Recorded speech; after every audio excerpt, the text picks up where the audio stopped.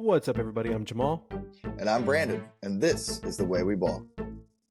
All right, Brandon, it is Thanksgiving week, and I am not even pumped for turkey. Thanksgiving is my favorite holiday, and I'm not even thinking about it. I am thinking of SKC. I'm thinking of playoffs. I'm thinking of playing at home in the shell one last time. Brandon, how are you feeling this week? I feel good. I'm excited. I mean, obviously, this is the game I think we really have to absolutely bring it. Sporting KC is that dragon we have to slay for us to really make a deep run into this playoffs. I know we move on to either Seattle or LAFC, but this is one of our biggest rivals, if not our biggest rival. And to play them at home, like you said, this is the last one. And then to beat Sporting KC, we go on the road. I think this just gives us all the momentum for us to make like a cup final.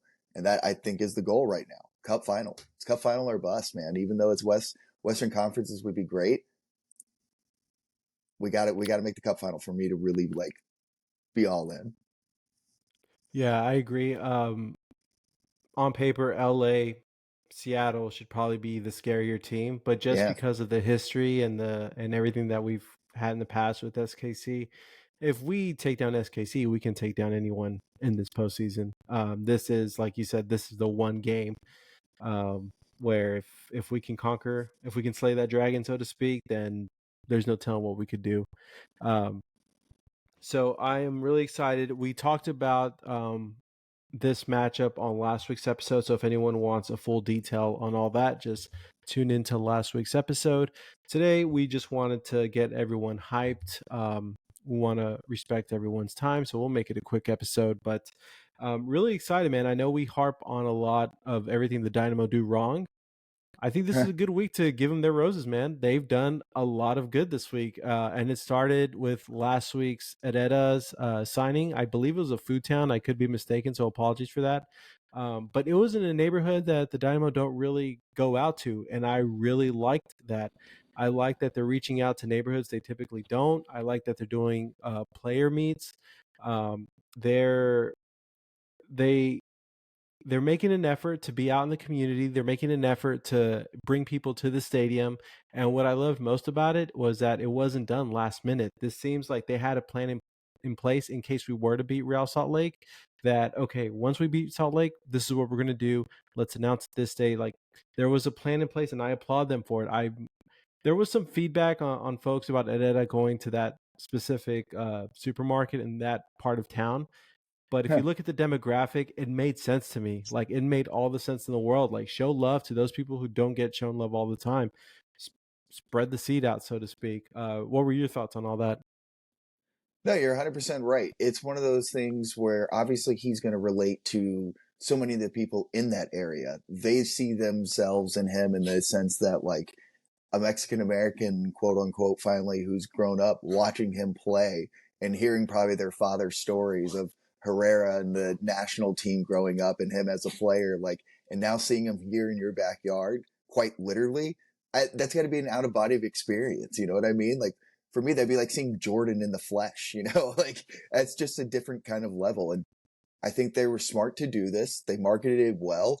It went huge success. Like, more of this. And I'm happy that Hector also wanted to do it and did it. That says a lot about him as well as buying in just as much that I think this front office is doing the same. Ride this momentum. Yeah, exactly. I think I will kind of push back on one part. I think they could have marketed it better. The Dynamo front office could have. I know the supermarket tried their best, and I found out through a third party that it was happening. But If you there's look going at to the be social, man, plenty of people heard. You know what I mean? Like, that was a big turnout.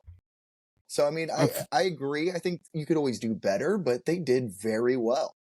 did it for the Herrera meet and greet. Yeah, there was a ton of Oh, people from all the oh, I didn't pictures know that I that. Well, saw. well, shit. I feel even better now. That's awesome. I honestly, I didn't know that. I saw the complaining after the fact. But Visions 2020 after the fact. But and then Could it? again, I for mean, me, could it always be bigger? Sure, but I think it was still. I feel like we got to say that was a solid win. yeah, no, and that was my thing. My thing was like it was their first time doing this in a long time, so of course there was going to be like bumps on the road. but the fact that they're trying, that they're making an effort, we have not really seen anything like this. And it's like you said, for a lot of these kids, this is Jordan at Yeah. their food town. Like it's a big deal. So I loved it, and again, it's a small step, it's a baby step, but I think they're going into the right direction. And then that bled on to. So let me just read the Dynamo Twitter put out this tweet earlier today. Big week ahead. We're hosting Western Conference semifinals on Sunday, but we have plenty of events to look forward to leading up to the big match. They talked about tonight's meet and greet with Griffin Dorsey at the Adidas store in the Galleria. Diesel's going to be at the annual HEB Thanksgiving parade. Dynamo Day at Chillburger, which I finally went to the brick and mortar location. I mean, I stuck out like a sore thumb, but it was great. And then this is pretty neat. They're bringing back Orange Avenue, pregame party on game day. DJ Nemesis will bring the tunes. Easy Band is coming back to provide live music, enjoy local food trucks, and have drinks at the Bud Light Beer Garden. Brandon, it's like I mentioned earlier, they're not waiting till Saturday to tell us this. They're not waiting till Friday to tell us this. And we can go down one by one on each of these activations they have going on. I was impressed with that Griffin Dorsey turnout. Yeah. There was a lot. It looked like All-Star Weekend. I'm not even exaggerating. Like I remember the last All-Star Weekend we had here, there was a line to meet Dwight Howard. I want to say it was Adidas, if I'm not mistaken.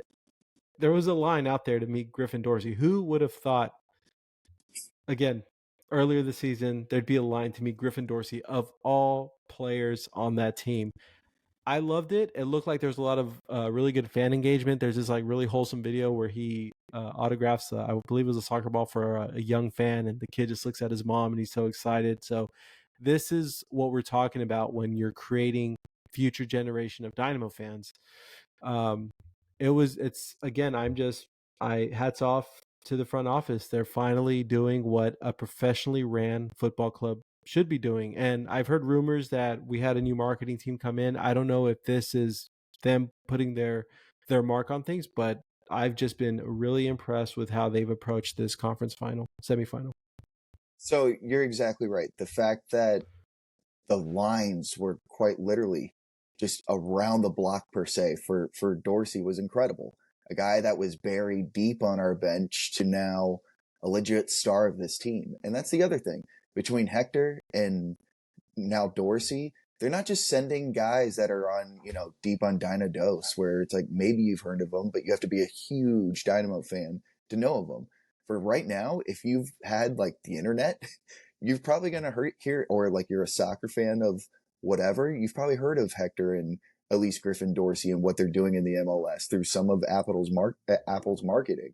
And the fact that the Dynamo are sending out legit faces of their team and they're showing up, that's awesome. Like, this is great news and it's good to see this. And if it's the new marketing going after this, it's exactly what we want. I hope they continue this. It's also nice to see that they're just doing more for the fans just to feel close to this team. And it's tight that this team is willing to do it as well. That's a huge part. Trust me, working in front offices, like, like you don't always get that from these type of players. There is a lot of pushback, or it's kind of an eye roll. You don't get this from these kind of guys. You get a real legit down to earth kind of people, and they come off that way. And I think that's why they're so likable and why they feel like they can just break your heart, because you really do like them. What I loved about that Galleria appearance too is that it's Tuesday evening, Thanksgiving week. A lot of people are off. A lot of people are out shopping. There's so many. I guarantee you, there was so many people who saw that big line and saw that commotion. And when you see something like that, it attracts attention. It attracts eyes. Yep. There's a lot of people that passed by that probably didn't know who Griffin Dorsey was or weren't sure about who the Dynamo were. That there was a game coming up on Sunday. I guaranteed you, people were informed that probably otherwise would have had no idea. So little things like that come in handy and they add up. This weekend, I went to go see the Texans play the Cardinals, and riding the Metro, I met a lady who, and we joke about it, that there's people who probably don't know we have a team in the playoffs right now. Case in point, she had no idea that Dynamo were in the playoffs, or like she was like, yeah, I heard that they're having some drama with their president or something. I was like, lady, like so much has passed since then. But I mean, unfortunately, it's a fact that a lot of people are unaware of what's happening with the Dynamo just because of prior marketing. So little things like that that'll gain attention from not your diehards. It's just going to help. So really excited. I'm really excited to see just I love my food. I'm really excited to see how that Chill Burger or how Dynamo Day at Chill Burger um, does. I saw a lot of people at the go to games on TikTok just to go try the Chill Burger before they had opened up their brick and mortar. So I feel like we kind of owe Bun some love for bringing in non traditional fans. Have you tried Chill Burger yet? Dude, it's incredible. Shay and I had to wait in quite a line, and it started to get even larger after we were in line. Worth it. It was really good, man. I mean, like, I'm not just saying that, but in terms of a stadium burger, it is. I don't know of another one that can beat that. I've legitimately always said that we are the best stadium food in all of our pro venues, and I stand by that. And Trill Burger is a staple. As someone who just was at NRG 2 days ago, never been more true, man. I mean, I had been to NRG before, right? But not only is it way overpriced, and that's not to say Shell is the cheapest either, but Yeah, NRG is just a different monster when you talk about prices of things. And the quality, it's honestly just whatever. It's not bad, but it's not worth $20 or no. whatever the hell it is. And even Trill, that was that was a pleasant surprise. It's a little bit cheaper at the actual location. It was the old James Coney Island. Um, so it was a pleasant surprise to not pay stadium pricing, but yeah, I'm with you there, man. There's not a burger that matches, at least stadium wise, that matches a Chill Burger. It's great. Because it's exactly what you just said there. Like, spending $20 gets you mediocre to where spending a little bit more on this stadium prices, because that's still going to factor in, it's worth it a lot more.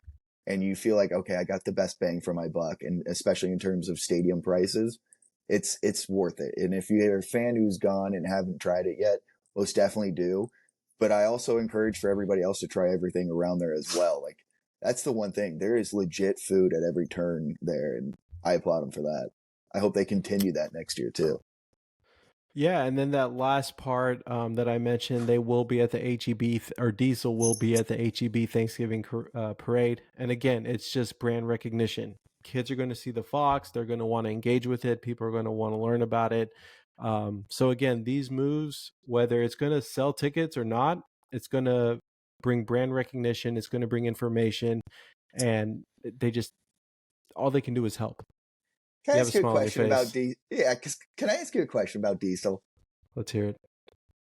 Would you want to redesign him? You know what I mean? Like, change him as a mascot. Like, I not him as a person or whoever plays Diesel. Sorry, kids, but like a fox. I don't really get it. Yeah, I mean, I get what you're saying. It doesn't match anything. If you're gonna go Fox, I don't know. A lot of times he has like sleepy eyes. Like, we're gonna talk about having purple jerseys and the whole like purple connotation and all that. It looks like Diesel sip a little bit of the purple stuff Or pregame. make him like an astronaut fox or something like. I don't really get it, and so I've never had him really explain to me through all of it. Yeah, no, I agree. I'm with you there. I would like. I always feel like mascots are the time where you can get silly with your club. Like, I give us this agree. like huge orange with like just like pulp running down its mouth like it had just ate somebody or something. I don't know, just something unique, For something the different kids. for the yeah, exactly.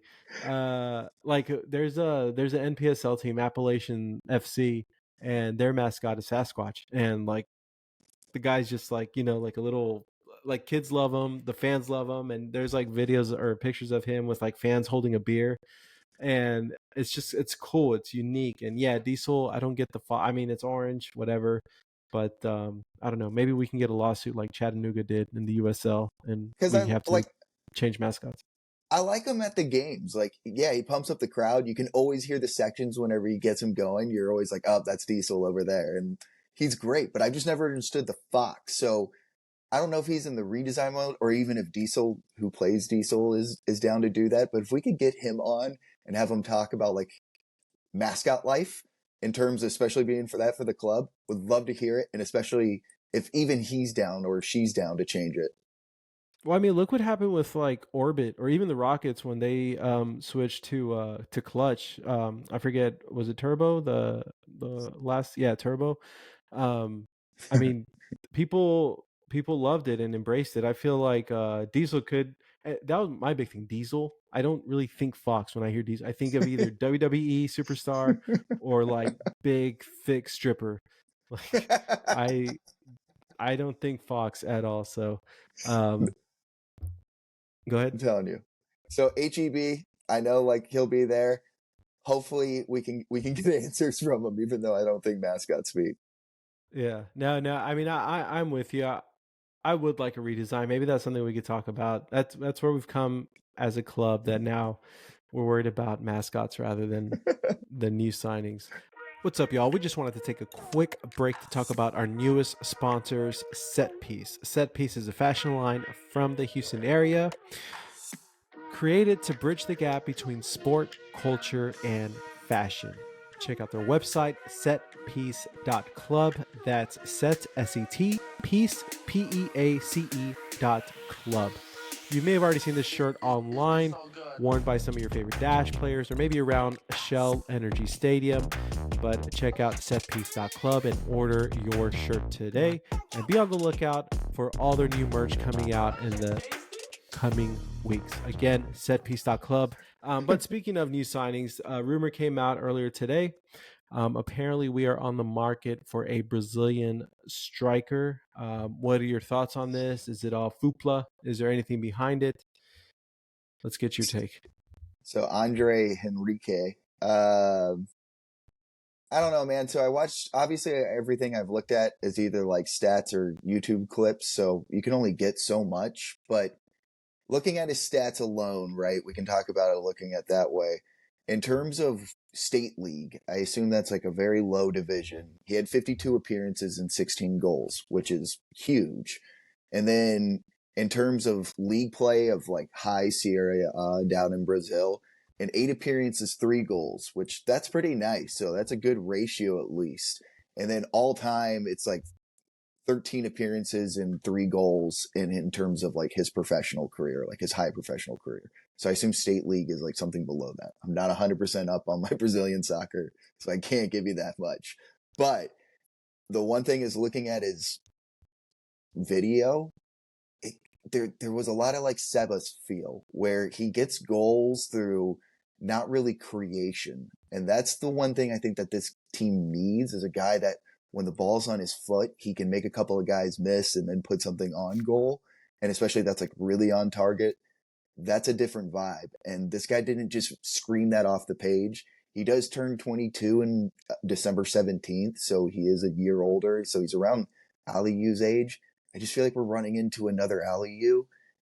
I, I, depending on his cost, I'm more like, I'm not that excited for that kind of player at this moment. And I'm going off just clips and stats. Yeah, that's like the worst part with these like South American players. It's so Yeah. tough to find quality footage of these guys. I will say, and I agree with you, he does remind me of Sebas with the way he plays. I think that's just Pat's style. I think he likes that kind of striker up top. I Then think why that's what isn't he's trying to. Sebas playing? I think with Sebas, they wanted him to go fall back a little bit more on defense, put a little bit of pressure. Sebas, I feel like Sebas was just his mindset is like, I'm here to score. I'm not going to do that other stuff you're asking me about. I just think I could be off, but I think Pat really likes that striker that just sits up top and he's just going to be a poacher. I will say though, the only reason I'm optimistic, as we've mentioned 2-3 episodes by now, this sports analytics group, maybe there's something there. Maybe they like him. The last few signings we've had have all been hits, not all home runs, but I'll take a single, I'll take a double. Um, we mentioned it on Twitter what fans felt, and it was basically from the feedback we got, it was about kind of the same. Everyone was on the same wavelength. So, friend of the pod, Orange Hex, tweeted, "Why are we obsessed with unproven, low goal scoring, cheap players? Does not make sense." And we had Alberto reply with, "Why get another project player? We have Aleu and Nelson." What are your Yeah, thoughts on on that feedback?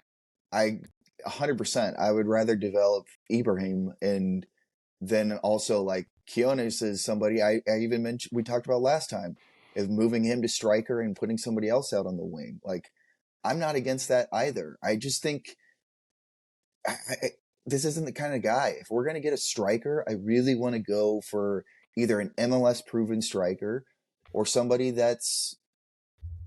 I think staying in the MLS is the smartest play. But if we go with somebody that's a shocking good player overseas in terms of higher international play, I would rather that. Even if he's a little bit older. Now, I don't want one of these like Suarez's where they're 37 and this is definitely like their last go.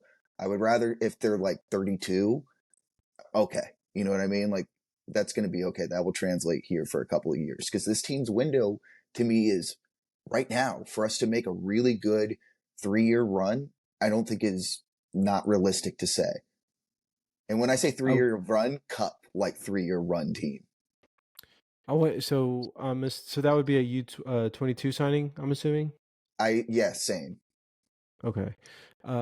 Yeah, I mean, honestly, the thing that like I'm fed up with is I'm pretty sure the way it played out was Pat and Asher, whoever else is involved in the process, was keeping up with Sebas, watching and see how he's fitting in with his new team. And they're probably playing this team that same day, and they're like, "Wait a second, who's this guy?" And I just have a feeling that we like literally stumbled on him. That's what I'm most worried about, right? Like, dude, we had this GM has signed players based off YouTube clips. Like, I Yeah, wouldn't be surprised if he stumbled upon this guy because he was scouting Sebas, and here we are months later. At the same token, though, it is rumor season. So speaking of rumor season, Chucky Lozano linked to LA Galaxy. I think that's more of the type of player we would need here in Houston, as opposed to, Andre Enriquez.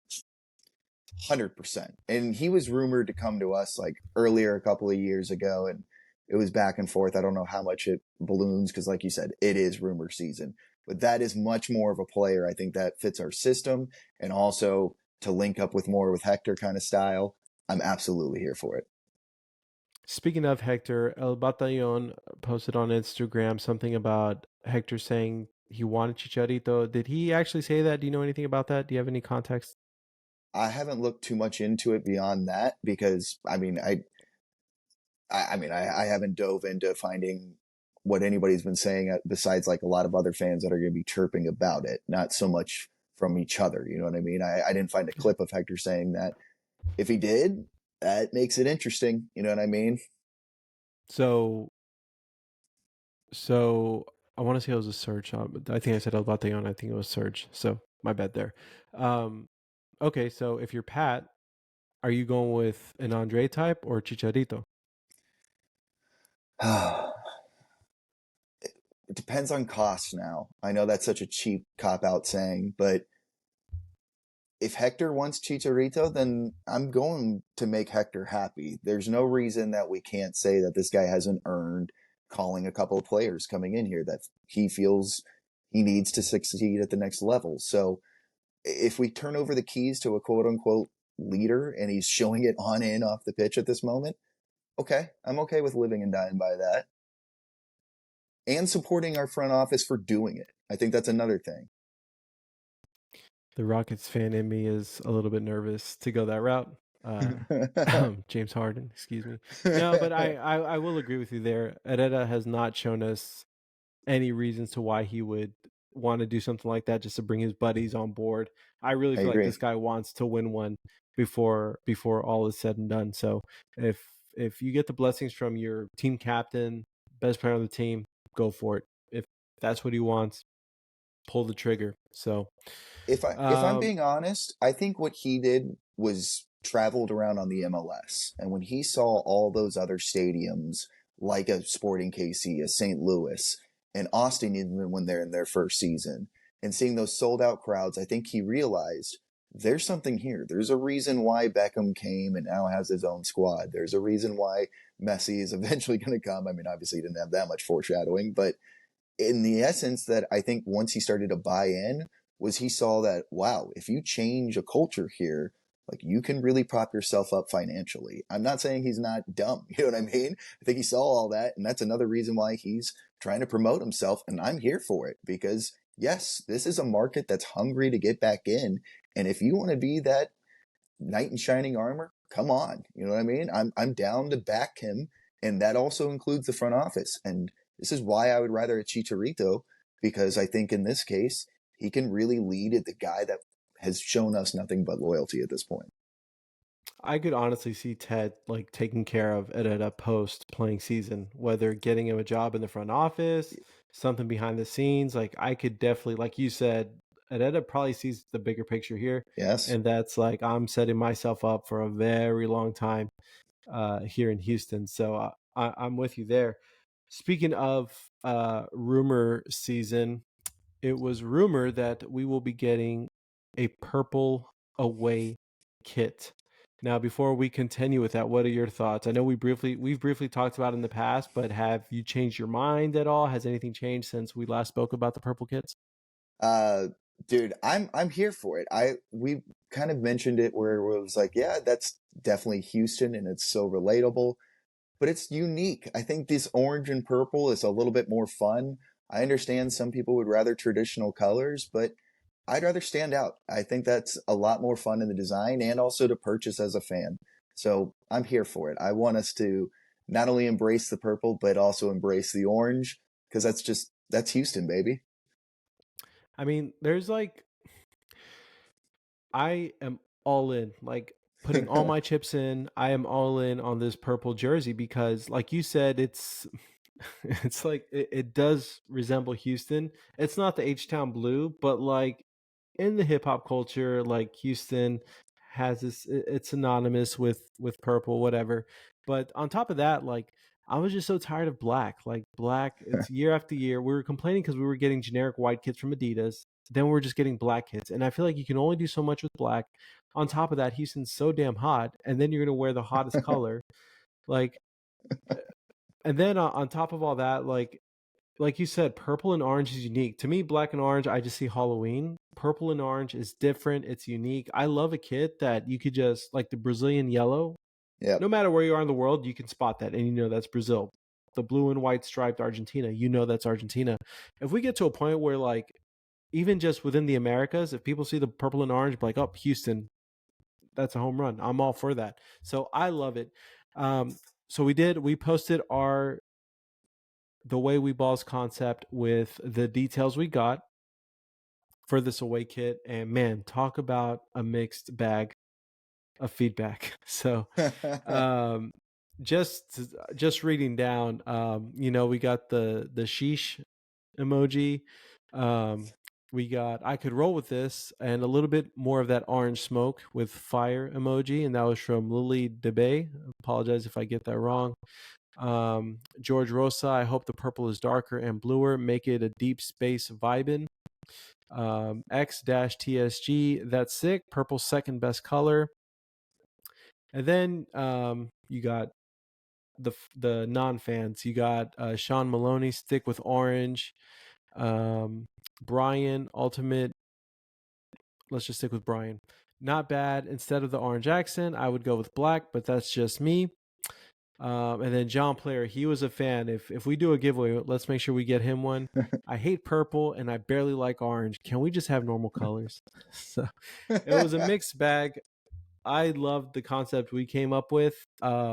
It's just unique, and I hope that Adidas does a better job of giving not just us but these other clubs more of a identity with the kits, because for a long time it got very very boring with Adidas and MLS. Normal colors. I mean, get at it. What does that even mean? Like, do you just want to be, even though I went to Texas Tech, but like red and black? Like, I get it. Like, that's just, who isn't those colors? You know what I mean?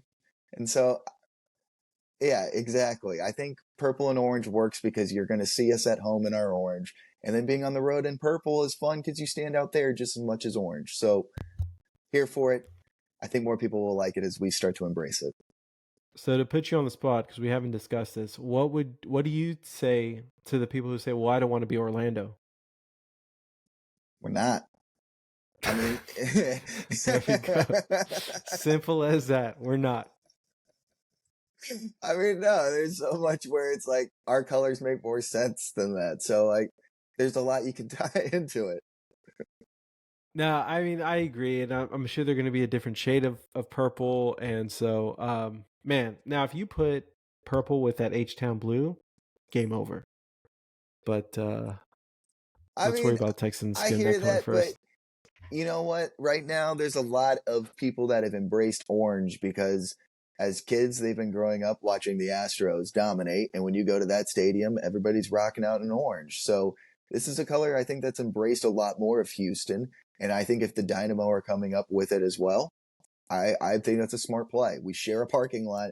Let's start to embrace each other's culture and really reach out, you know? That was the other thing I was going to say too. Like, could you imagine going to somebody today and giving them the Astros color? Let's assume the Astros weren't a thing, and just say like, "Hey, your color's going to be orange and blue, and the rain and the tequila jersey, the tequila sunrise." Like, it would throw people off, right? Like, I Yep, think the purple and orange is going to be one of those things that once people see it, they're going to fall in love with it, and that's happened I to me agree. so many times. I'm trying to think of the last Dynamo kit. I want to say it was one of the black ones with the orange sunrise. I wasn't a fan of it, and then you just see it in action and it grows on you. So I think that's what's going to happen here with us. But folks, if for any reason you don't follow us on social media, check out our Instagram or Twitter _the way we ball to take a look at our away jersey concept based on the rumors that we're hearing, and be on the lookout because we like doing stuff like that and different graphics and stuff. So hopefully we'll get some cool stuff rolled out. But from there, Brandon, Sunday, it's kind of bittersweet. Texans are finally playing like a competent NFL team. Um, so now we have competition. We have Texans playing at home at 12 o'clock against division rival Jacksonville in a game that could have playoff implications. But then you have the Dynamo, who are in the playoffs against a rival, which, I mean, I would say is a much more important game. So if you're in Houston and you want to check out both, what's your game plan for Sunday? You better use the train because that's going to be your best way of communication, or in terms of transportation between NRG and also the stadium. Because then you're going to be fighting traffic, and parking is going to be outrageous for you. So take the train if you're able to. Park downtown and hop on that bad boy and get around that way. I honestly think between Jacksonville, did that game get flexed? Are they finally moving that, or is it still no? It's still going to be in the No, they daytime. They flexed. start at noon. Yeah, that's going to be noon. They flexed the Denver Broncos game for 12 o'clock the following week. And there's rumors that the Jets and Texans may get flexed. I think that's going to depend on Aaron Rodgers. If there's a Comes small back. rumor that he might come back. If he comes back, I think that's getting flexed. But aside from that, the rest of the game's going to be at 12 o'clock. All right. Well, that makes it tough. I mean, but at this time, the big difference is this is still regular season. Where for the Dynamo, this is the season. Like if we lose, we're done. So I, as a fan, if I am a fan of both, like I would tend to always say like I'm going to watch playoffs over regular season, and that happens when like for me when baseball's going on and the start of football rolls on. Like I'm going to watch a playoff game and then I'll watch football. So I think playoffs have to set a precedent. Let the inner sports fan for you cheer out. This one's been a long run. Texans are still going to be okay. Like this is still midway. There's a lot more to go. Yeah, and I mean, I agree with you as far as the importance. Like the Dynamo game holds precedent for sure. My other thing is that, like, dude, it's the Jacksonville Jaguars. I'm pretty sure they're going to fumble a game or two. Like, I don't have any confidence in Trevor Lawrence or just Jacksonville as an organization. So, if you are debating between the two, Dynamo all the way. Hopefully, we can help you make that decision. But I will say the idea of just having a rager, like an all day sports day, like kind of keen to that. Going to a sports bar, catching the Texans at 12, game's over by 3, make your way over to the Orange Avenue, have some pre games there, and just rage out game time, 5 o'clock. So Yeah, and hopefully it doesn't rain, get some nice weather as well. So that's my game plan. And look, the prices alone. that Texans game was nuts. I forgot how expensive NFL games were, and it's just gotten worse. Like since the Texans were relevant to this was the first game I've gone to since the whole like Easter beat crap went down. And I just forgot how expensive everything was. So if you're looking for something to do Sunday, trust me, watch the game on TV, watch the Texans on TV, save some cash, go to the Dynamo instead. Bigger game, bigger implications, and friendlier for your wallet. And wasn't there like no fees on tickets too?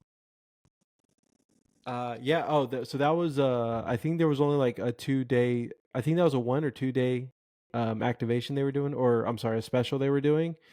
So no fees on tickets as well. And I jumped on to just see how it would look.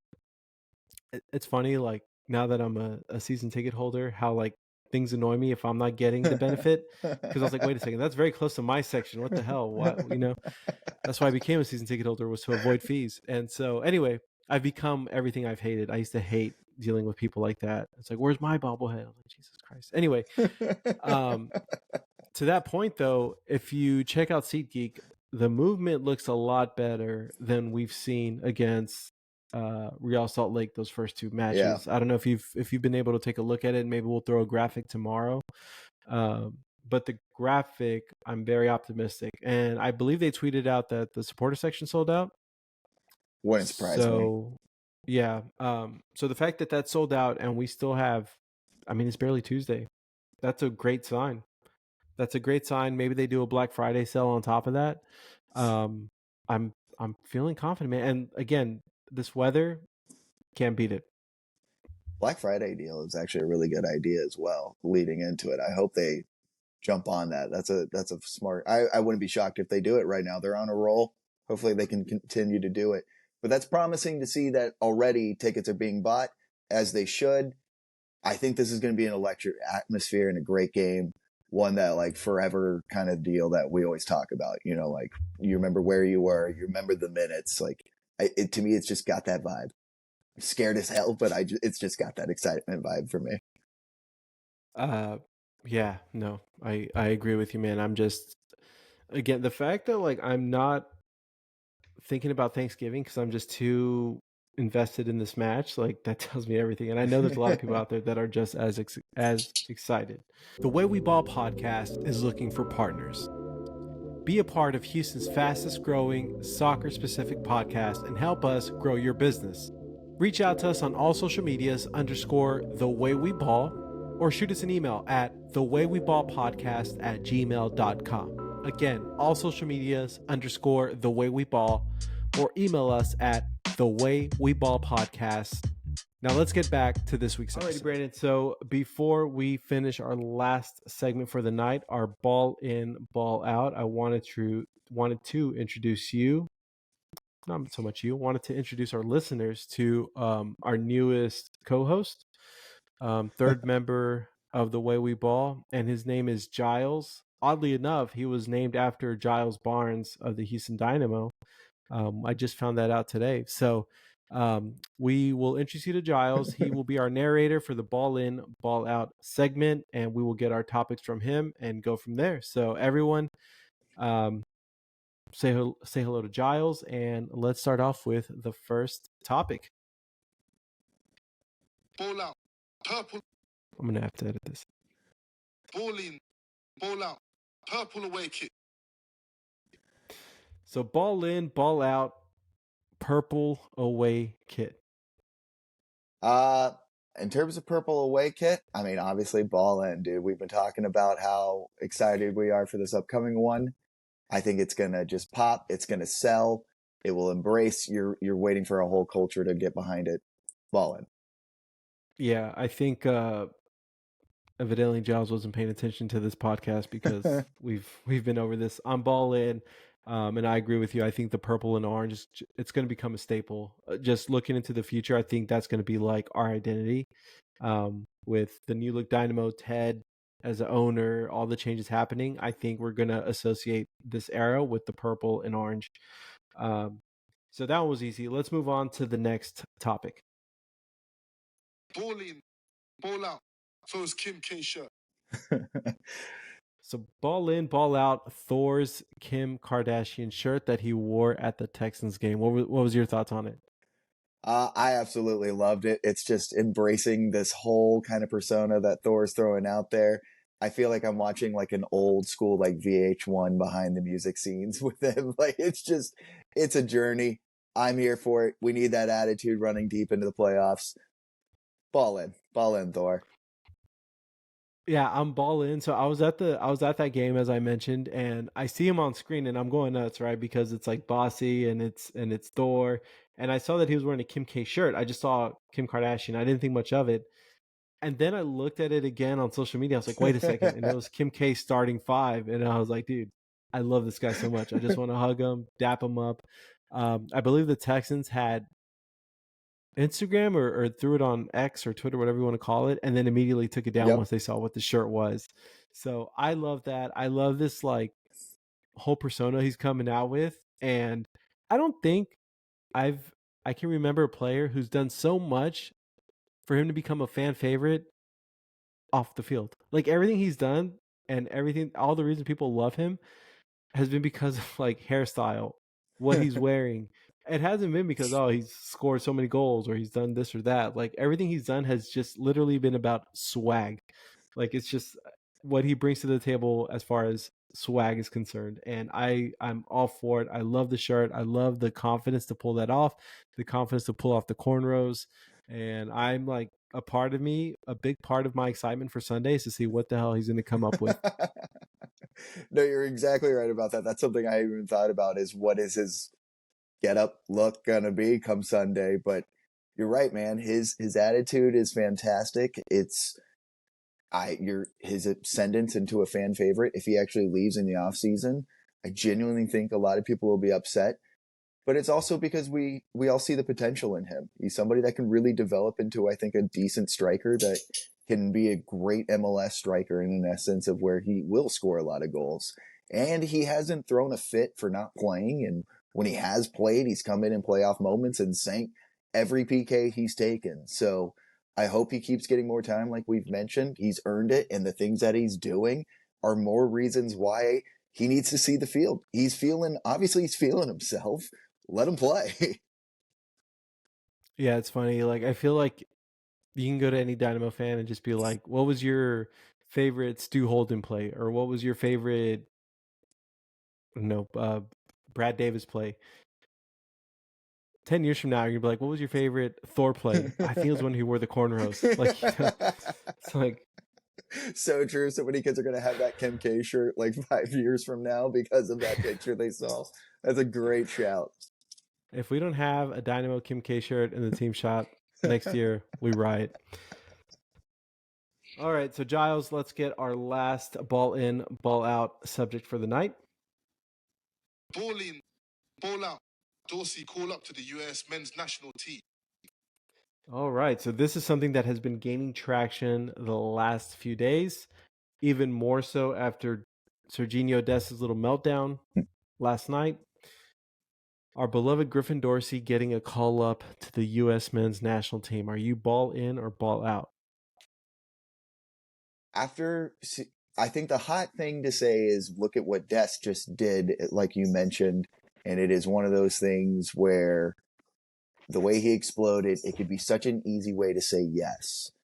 I want to say yes because I think the fan in me thinks it would be interesting to see him at that next level. But I also think it could be that he's having this insurgence and he is a big product of Benny Ball.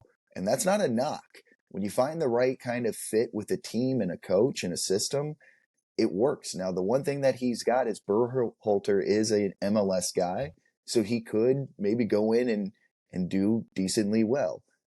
But you'd be lying to say if he is equivalent to like a Dest or along that level. Like that's a lot. He's not that much further in terms of like the second, third string guys. But would I like to see him get called up? Absolutely. But I think it is a stretch at this point, to be honest with you. And that's not a knock on Dorsey. Love him like a son, but do I think he's actually national team caliber? It'd be great if he maybe, but probably really no. I think there's so much to take in because I agree with you about him benefiting from Benny Ball. There's those squads that Berhalter puts out that have like a Shaq Moore back there, Yeah. and I'm like, well, that could have been Dorsey instead, right? I'm ball out on this just because of the fact that I don't want Berhalter anywhere near him. I don't want him to thrive under Berhalter because then Berhalter gets the credit. I don't want him to fail under Berhalter because I'm going to dislike him even more. Just stay away from our boy Dorsey and let's just wait. Like, and it's like you said too. Like I feel like people were on top of Des and it was a boneheaded move. The Yes. guy played in Stupid. Barcelona. The guy is like legit. He's a great right back. Like Dorsey, as great as he is, he's not filling Des' shoes, right? Exactly. But I don't think that's a reason to ban him from the U.S. men's national team. It was a boneheaded move. I'm sure the boys took care of it and they talked about it and they discussed it. But I'm ball out just for the selfish reason I don't want Dorsey anywhere near Berhalter. That's it. It's not a bad take, man. I'm like you. Berhalter is very ball out in my opinion as well. If we threw him in there, but in terms of him being around him, I more want to see Dorsey play around our national team guy. Like as a fan of his and wanting to see what can he really do, I'm more excited to see that. To where I wouldn't really worry about Berhalter because I think Dorsey knows who he is as a person and it can't be affected that much.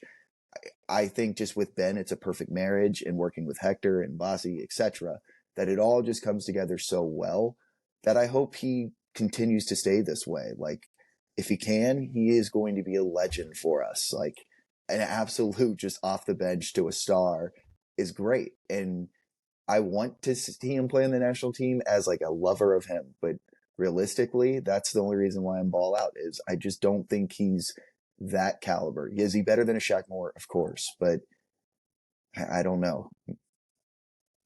Yeah, and I mean, again, to me, there's no bigger pride than having a Dynamo player play for the U.S. men's national team. I'm thinking of like Jeff Yeah. Cameron, Stu Holden, Ching, those few years, but Beasley too. But yeah, it's just it doesn't feel right, and I a lot of it, I'm just very anti-U.S. men's team right now because of Berhalter. Same. Yeah, man. So ball out for that sole reason that I am selfish and I don't want Dorsey around Berhalter. Keep him home, keep him safe, keep him healthy. Where we treat the guy right here in Houston. Brandon, before we end things, I have one more ball in, ball out that I'm going to ask you because Giles Ooh. is English and they don't celebrate Thanksgiving across the pond.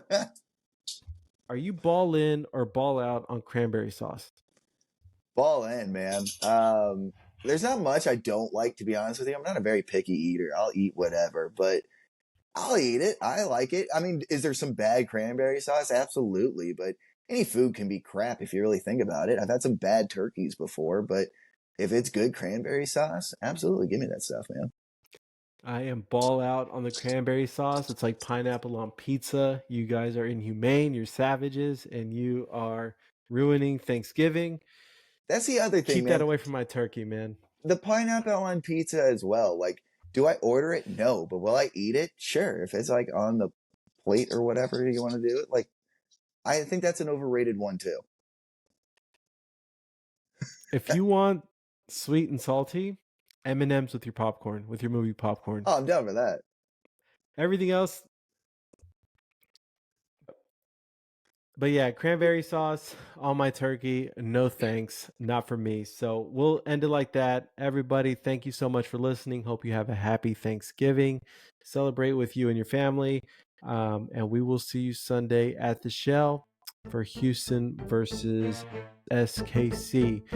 The Way We Ball podcast, everybody. I'm Jamal. And I'm Brandon, and this is the way we ball.